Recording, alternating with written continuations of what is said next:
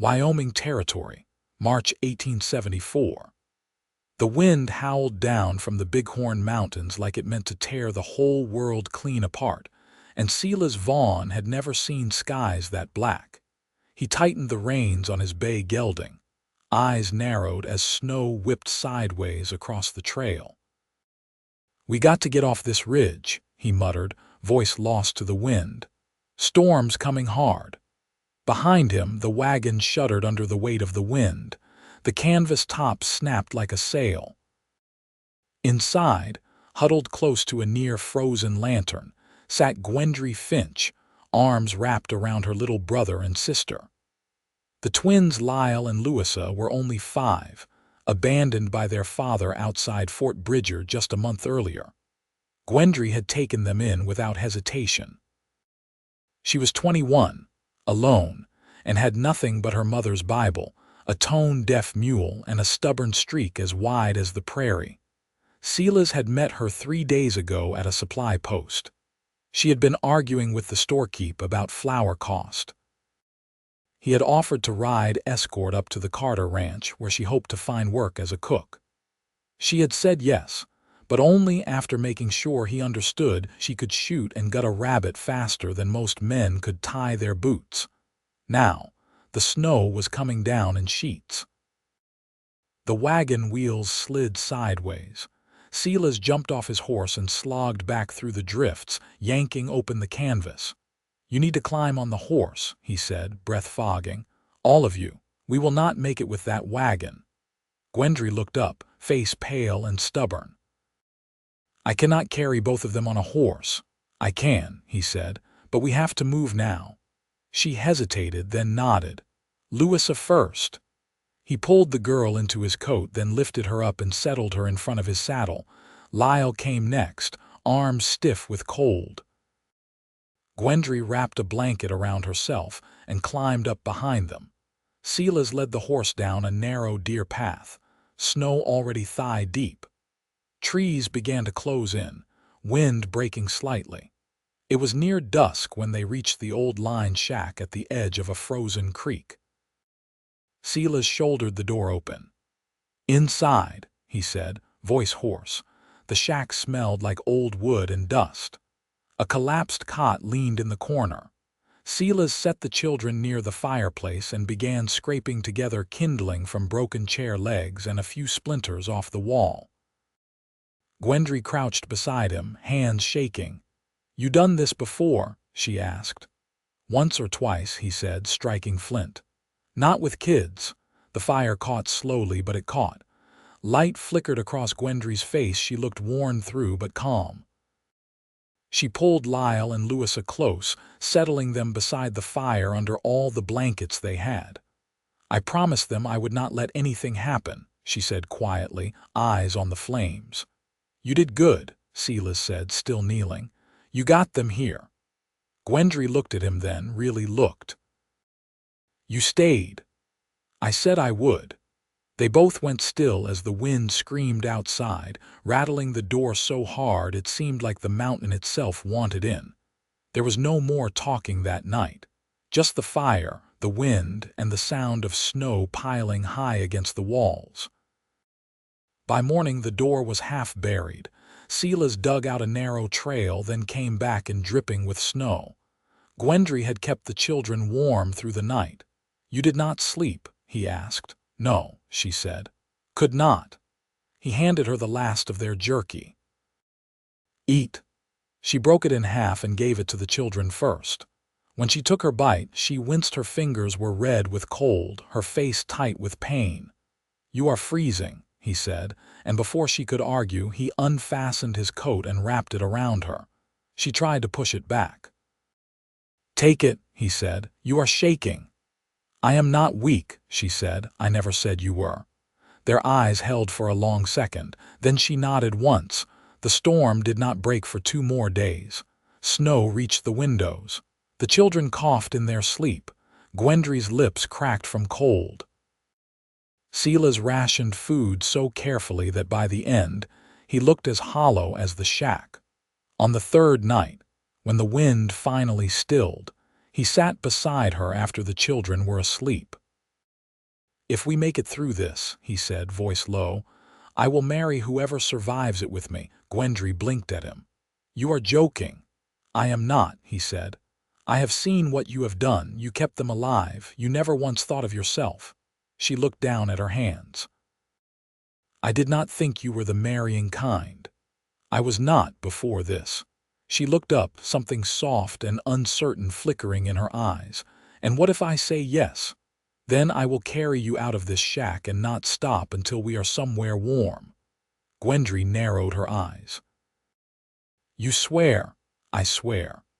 By morning the snow had settled enough to move. Silas packed what little they had, then turned to her. "Ready?" she nodded, too weak to stand. He stepped forward, lifted her into his arms, and smiled. "Then hold on, Gwendry Finch." He carried her through the snow, children trailing behind, the sun finally rising over the peaks, and she did not let go.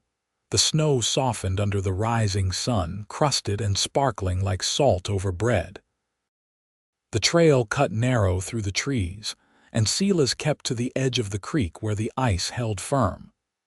Gwendry lay quiet in his arms, her breath shallow against his collarbone.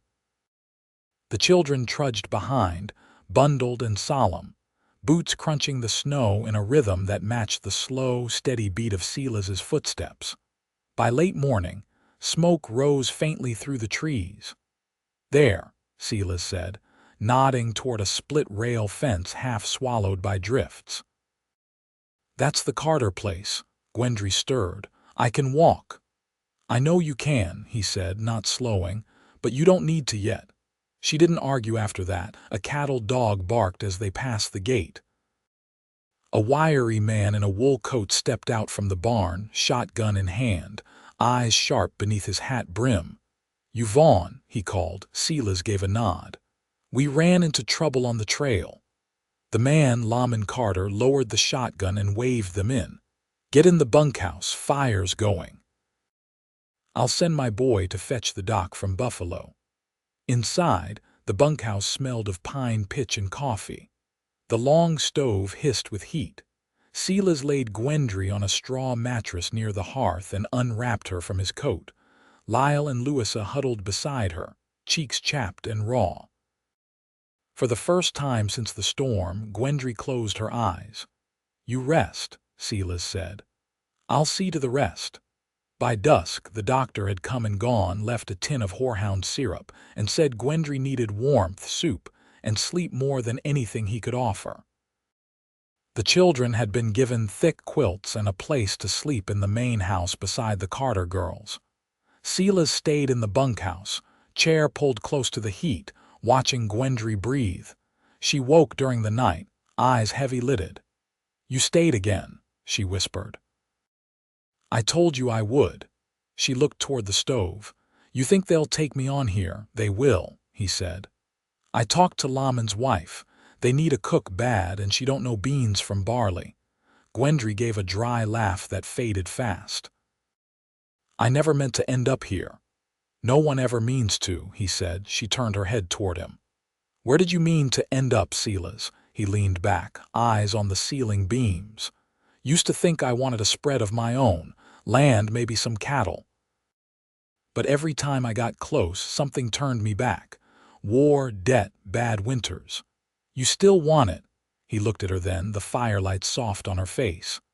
"Not alone." She didn't answer, but her fingers curled slightly toward his on the mattress. By morning, she was stronger. She stood, slow but steady, and helped the Carter wife shell beans for stew. The children played quiet games near the fence line, too tired for mischief but smiling now and then. That night, Gwendry and Silas sat under the porch roof, breath fogging in the cold. "I've been thinking," she said. "Dangerous habit." She nudged his boot with hers. "You said something in the shack about marrying whoever lived." "I recall," he said, voice even. "I lived," she said. He looked at her, steady and sure, "and I meant it." She nodded once. "Then I guess you better stay a while." "I plan to." She folded her hands in her lap, shoulders relaxed. "You think we'll be any good at it, living?" "No, married." Silas smiled slow, eyes soft with something steady. We already made it through the worst part. She laughed then, not small or sad but full, and leaned her shoulder against his. The wind had gone quiet, the sky sharp with stars. And for the first time in a long while, the night held no threat. The first calf was born in mid-April, a red heifer with knobby knees and a hard time standing. Gwendry was the one who found it, curled in the frost-bitten grass near the pond, its mother nosing it anxiously. She knelt beside them without hesitation, her skirts soaked through, coaxing the calf to its legs with nothing but her hands and quiet words. When Silas rode up minutes later, she didn't look away from the animal.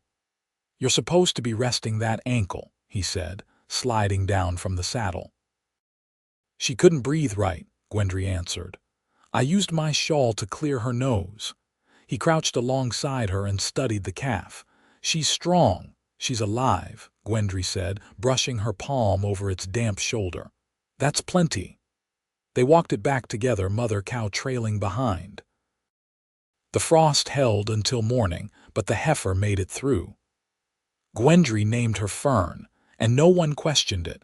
By the time the grass turned green, the Carter ranch had settled into a rhythm. Gwendry rose before the sun, kneaded biscuit dough by lantern light, and learned the sound of every bootstep on the porch. Lyle helped in the chicken yard. Louisa followed the Carter girls through the garden rows with a basket on one arm and her braids coming loose. Silas took to fencing repairs and night rides, though most evenings he drifted back to the bunkhouse before dark, always lingering a little too long on the porch before going inside. One quiet Sunday, Gwendry was hemming a child's sleeve by the fire when Silas stepped through the open door, dusting his hat against his knee. "I was thinking," he said, leaning against the doorframe, "of putting in a claim north of here. There's a valley past the ridge with good creek access and enough grass to winter 24 head. She didn't look up from her stitching. "That's a lot for one man." "I wouldn't be alone." Her needle paused mid-stitch. "You still mean it, then?" "What you said in the shack." He stepped further inside. "I haven't said anything I didn't mean." She looked at him, then truly looked. His face was leaner now, the hollows beneath his cheekbones darkened by sun and work, but his eyes hadn't changed. They held steady. "What kind of land?" she asked, voice even. "Low slope sheltered, good for grazing. Oak and cottonwood near the creek and flat enough for a house." "You already been out there, twice," he said. "Took a Carter mule and rode the boundary. There's a survey post from last fall. No one's claimed it yet." She folded the shirt in her lap and set it aside. "And what would it be? A ranch? A home?" "Both," he said. "If you want it." Gwendry stood and crossed to the window. The wind blew soft through the cotton fields, carrying the scent of sun-warmed soil and wood smoke. Somewhere beyond the barn, Louis's laugh rose clear and bright. "I don't want to cook for someone else my whole life," she said, quiet but firm. "You wouldn't. I want a place where I can hang my own wash line, where the children can sleep without wondering who's leaving next." "You'd have that." She turned, hands loose at her sides. "Then marry me proper, not out of a promise, not because you owe me something." Silas stepped closer. "I never said it because I owed it. I said it because I wanted to build something with someone who don't scare easy." She blinked once, then twice. "You always talk this way. Only when it's the last thing I ever want to get wrong." She reached for him then, not with hesitation but with the quiet certainty of a woman who had survived too much to waste time on doubt. His hand met hers, rough palm to calloused fingers, and he didn't let go. Outside, the wind shifted. The soil held the scent of rain, and the first cotton blossoms unfurled in the warm light. They didn't speak again for a long moment. They didn't need to. What needed saying had already been lived.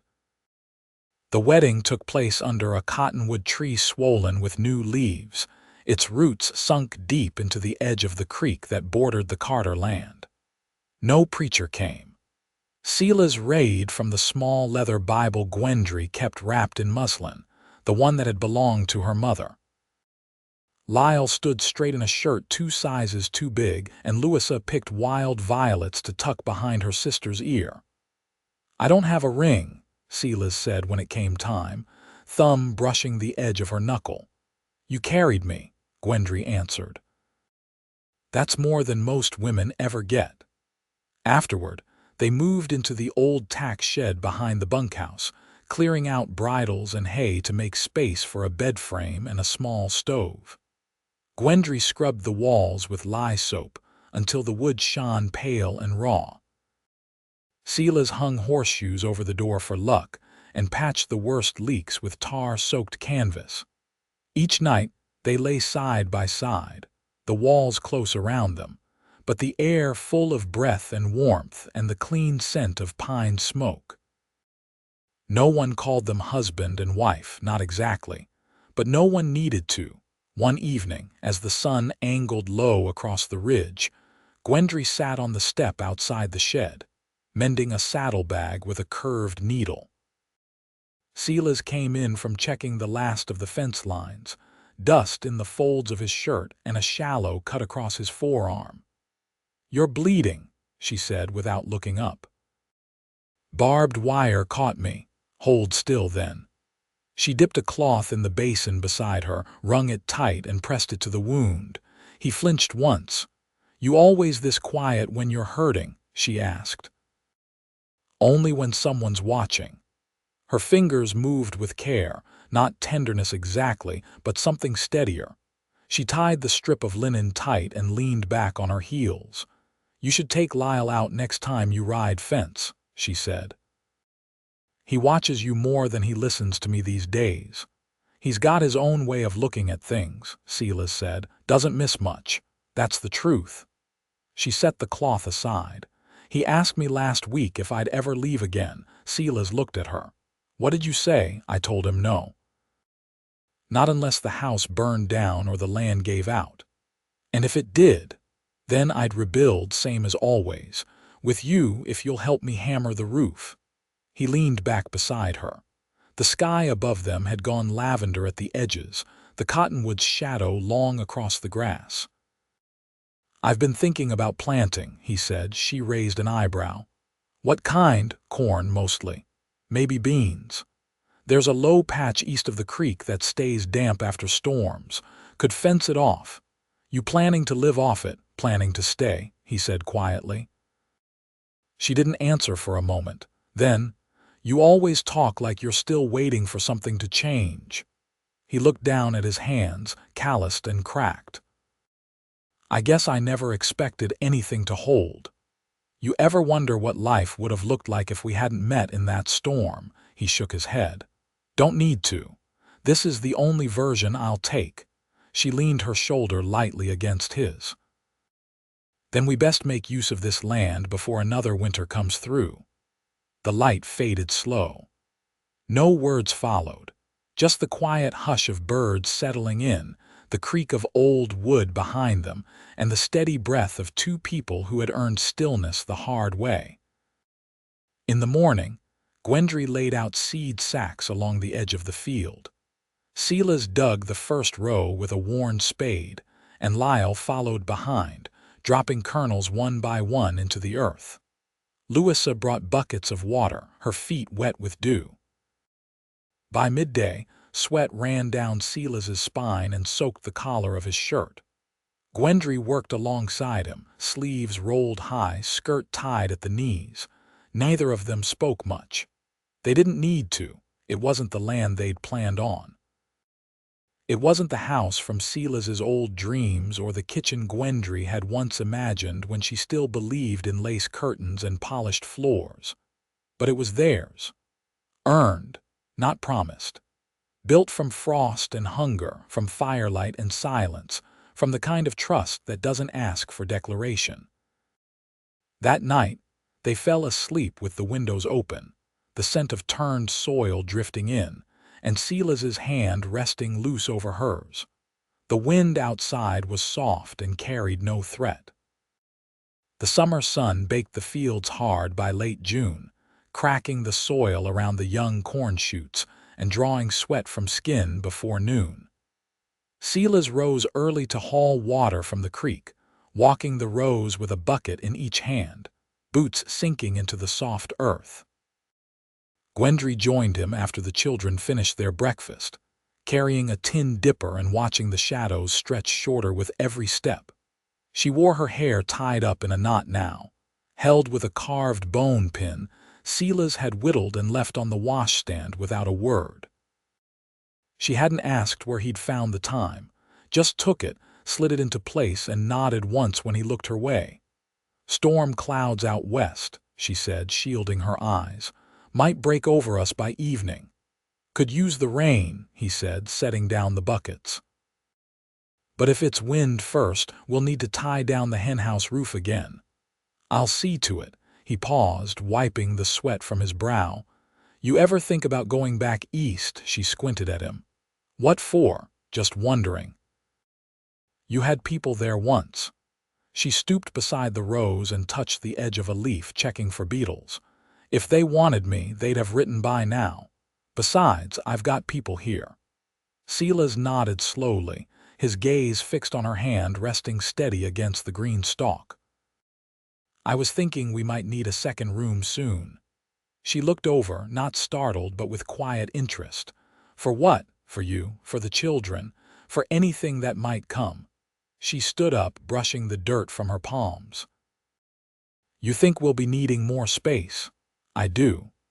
She studied his face, then her eyes softened just enough for him to notice. "Then we better start cutting timber before the creek swells." By late July, the skeleton of the new room stood squared off behind the shed, posts sunk deep and level. Silas worked the saw while Lyle brought him nails, careful not to step in the frame. Gwendry kept the children fed and out of the way, though Louisa snuck out one afternoon with a cup of buttermilk and refused to leave until Silas drank every drop. The air buzzed with flies and the scent of pine sap. The wind shifted more often now, and the nights cooled earlier. Gwendry could feel the season turning in her bones, the way her mother once said a woman could tell a frost before the trees even thought to change. One afternoon, Silas came in from the field with a slip of paper tucked under his shirt. He set it beside her plate at supper without a word. It was a deed claim, signed and stamped by the county clerk in Buffalo. Gwendry ran her fingers across the ink, then looked at him. "You did this without me. You gave me your answer when you stayed." She reached out, fingers brushing the edge of his wrist. "Next time I go with you." He covered her hand with his. "That's the plan." The harvest came modest but strong. Corn tall to the waist, beans strung thick along the fence line, and enough squash to last the winter twice over. Gwendry lined shelves with jars of pickled onions and spiced apples. Louisa helped her wrap dried herbs in muslin pouches to hang above the stove. Silas built the second room sturdy, with a window that faced the creek and a narrow cot for the children. He carved their initials into the lintel beam, just above where the sun hit at dawn, and Gwendry saw it first when she stepped in to lay out quilts. She didn't say anything, just stood there a while, letting the light fall over her face. One cool morning in early September, as the last of the beans were pulled and the woodpile grew higher each day, Gwendry sat with her needlework under the cottonwood, her back straight and quiet. Silas came up behind her, brushing sawdust from his sleeves. "You're not working the fields today," finished before sunup. She set her stitching aside. "Then sit." He did, knees creaking slightly as he settled beside her. "I saw Louisa putting wildflowers by the fence this morning," he said. "She says it keeps the land happy." He chuckled low. "Maybe she's right." They sat in silence, the kind that had grown easy between them. Then Gwendry turned, her voice softer than usual. "You ever thought about a name for the place?" Silas looked out toward the slope where their corn had stood proud just weeks before. "You got one in mind?" "Not yet," she said. "But I'd like to call it something, something that holds all this." He nodded. "We'll find it."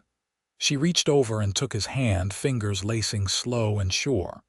"I was wrong, you know, about that day in the shack. I said you stayed, but what you really did was carry us forward." His grip tightened just a little, no need for more. "You carried me too." "Didn't know it then, but I felt it." The wind picked up, rustling the cottonwood leaves like water over stone. Overhead, geese moved in formation, their cries drifting down as shadows passed over the field. Gwendry leaned into his side, her head resting against his shoulder. "We're going to be all right, aren't we?" "We already are." Years passed. The second room became a third. Fern bore calves that grew sturdy and untroubled. Lyle took to horse tack like he was born with leather in his hands, and Louisa learned to read by tracing her finger along the same Bible verse, each night beside the hearth. Neighbors came to know the place by its evening light, always a lamp in the window, always bread cooling near the sill. Folks said you could see the care in the way the fences stood straight and the wash line never sagged. They didn't name the land for years, not until the children were grown and the porch had been replaced twice. Then, one spring evening, Silas carved a name into the gatepost with the same knife he'd used to whittle that old hairpin. "Finch Hollow," it read. And Gwendry, who had never needed flowers or music to feel married, ran her hand across the letters and smiled. Not the kind that faded quick, but the kind you carry through all your years. She turned toward Silas, grayer now but still steady, the line of his jaw unchanged. "Come inside," she said. "Supper's ready." And he followed, just as the sun dipped low, casting gold light across the fields they had built together row by row, step by step, hand in hand.